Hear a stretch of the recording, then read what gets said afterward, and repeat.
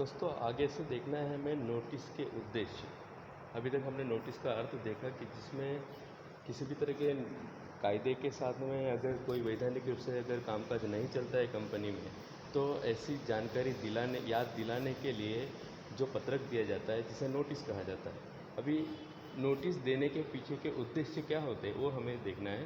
तो सबसे पहला उद्देश्य है, जब नीति विषयक बातों का संपूर्ण पालन न होता हो तब कर्मचारियों का ध्यानाकर्षण करने के लिए इस तरह की नोटिस दी जाती है। तो परिस्थिति अनुसार किए गए परिवर्तनों का कर्मचारी को बताने हेतु, मतलब कोई अगर परिवर्तन करना है तो उसकी जानकारी भी देने हेतु। या फिर तीसरा, कई बार कर्मचारी को निश्चित क्रम में या निश्चित कार्य पद्धति अनुसार कार्य करने का आदेश देने के लिए भी इस तरह के नोटिस जो है वो दी जाती है। मतलब निश्चित क्रमानुसार बहुत बार कामकाज नहीं हो पाता है, तो जिसके कारण इस तरह की नोटिस जो है वो दी जाती है। तीसरा जो है तीसरा भी देख लिया हमने। चौथा, सामान्य रूप से किसे कौन सा कार्य कब व किस क्षेत्र में रहकर करना है उसे प्रदर्शित करने हेतु। मतलब बहुत बार क्या है, कामकाज सही तरह से नहीं चलता है, तो एक जिसको जो क्षेत्र दिया हुआ है उस क्षेत्र में कामकाज नहीं कर पाते हैं, तो ऐसे कामकाज सही तरह से हो तो ऐसी याद दिलाने के लिए या जानकारी दिलाने के लिए भी बहुत बार नोटिस दी जाती है। या फिर पांचवा जो दिया हुआ है, कार्य की प्रगति की रिपोर्ट किसे व किसको देना है उसकी जानकारी देने हेतु। तो दोस्तों याद रखना कि बहुत बार नोटिस जो है आंतरिक, मतलब अलग अलग जो विभाग होते हैं कंपनी के अंदर और उनके जो अधिकारी होते हैं वो अपने कर्मचारियों के साथ में इस तरह की नोटिस के द्वारा बहुत बार उसके कार्यक्षेत्र याद दिलाने या फिर उसकी जानकारी देने या फिर किसके बारे में सूचना किसे देना है, रिपोर्ट किसे देना है, या फिर ये सारी जानकारी जो है नोटिस के द्वारा तय होती है। ठीक है, आगे जो है वो हम देखने वाले हैं परिपत्र का अर्थ। ओके, तो देख लेते हैं परिपत्र क्या है। व्यापारी पेढ़ी या संस्था के व्यवस्था तंत्र द्वारा निर्मित आचार संहिता की सूचना से कर्मचारियों के समूह को समय समय पर अवगत कराने के अभिगम से लिखा जाने वाला पत्र अर्थात परिपत्र।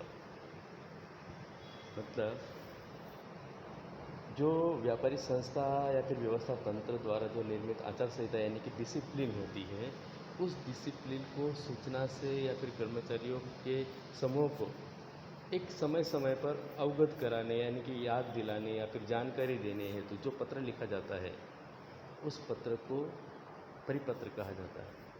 मतलब बहुत बार जो नियम बने हुए रहते हैं या फिर डिसिप्लिन बनी हुई रहती है उसी के अनुसार जानकारी देता हुआ एक पत्रक रहता है जो परिपत्र कहा जाता है। परिपत्र व्यावहारिक एवं प्रशासनीय दृष्टिकोण रखता है। ओके, प्रशासनीय यानी कि परिपत्र हमेशा उच्च स्तर से ही आता है ऐसा मान के चलना, इसलिए उसको प्रशासनीय दृष्टिकोण रखता है ऐसा मानने का। ओके, आगे परिपत्र के कार्य दिए हैं। पहला कार्य है कर्मचारियों को उनके कार्यक्षेत्र के बारे में मार्गदर्शन देता है। दूसरा कार्य व्यवस्था तंत्र द्वारा लिए गए निर्णयों का योग्य पालन संबंधी कर्मचारियों को मार्गदर्शन देता है। कर्मचारियों से क्या अपेक्षा है उसके विषय में स्पष्टीकरण करता है या फिर कर्मचारियों में समानता रखने का कार्य करता है। तो इस तरह के परिपत्र जो है समानता रखने का कार्य, यानी कि परिपत्र जो है वो एक व्यक्ति के लिए नहीं होता है, परिपत्र जो है वो एक साथ समूह के लिए होता है, इसलिए कर्मचारियों में समानता रखने का कार्य जो है वो परिपत्र करता है। ठीक है, मतलब परिपत्र नोटिस की तरह नहीं होता है, परिपत्र थोड़ा अलग होता है नोटिस से। ओके, याद रखना है ये। और परिपत्र के लक्षण देख लेते हैं। परिपत्र किसी एक कर्मचारी के लिए नहीं परंतु कर्मचारी गण को संबोधित करके लिखा जाता है। देखो ये पहला लक्षण जो मैंने अभी बताया ना वही है कि परिपत्र जो है वो किसी एक व्यक्ति एक गण के लिए नहीं बल्कि सभी को संबोधित करके लिखा जाता है, एक समूह को संबोधित करके लिखा जाता है। और दूसरा लक्षण है पत्र में प्रदर्शित विवरण समूह के सभी सदस्यों को एक समान लागू होता है। मतलब एक व्यक्ति के लिए नहीं होता है बल्कि पूरे समूह को लागू होता है एक साथ परिपत्र की जो सूचना होती है। और तीसरा लक्षण है परिपत्र का स्वरूप सामान्य रूप से अन्य पत्र जैसा ही होता है, फिर भी कई बार उसमें संबोधन या शुभेच्छा दर्शक समापन नहीं दर्शाया जाता। देखो मतलब हम जो पत्र का स्वरूप लिखते हैं, हम जो ढांचा बनाते हैं, उस ढांचे में परिपत्र जो है वो एक पत्र का स्वरूप ही होता है, लेकिन उसमें बहुत बार क्या है संबोधन या शुभेच्छा दर्शक समापन नहीं दर्शाया जाता।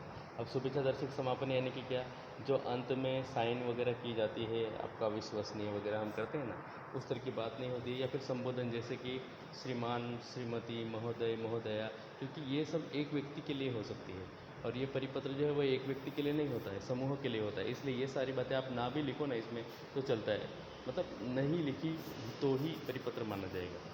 ओके। और परिपत्र में तारीख व समय का विशेष महत्व है, क्योंकि परिपत्र जो है वो एक विशेष सूचना होती है जो उच्च स्तर से आई हुई रहती है, प्रशंसनीय मानी जाती है, इसलिए उसमें तारीख जो है उसका बहुत अधिक महत्व होता है। तो आपको याद रखना है कि परिपत्र जब भी आप लिखो तो तारीख लिखना बिल्कुल भूलना नहीं है, और संबोधन या शुभेच्छा दर्शक समापन का समावेश उसमें होना ही नहीं चाहिए, याद रखना ये सूचना है।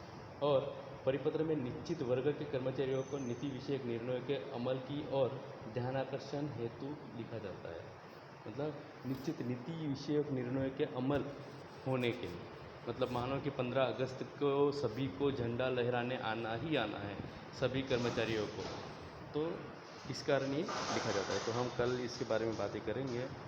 ओके।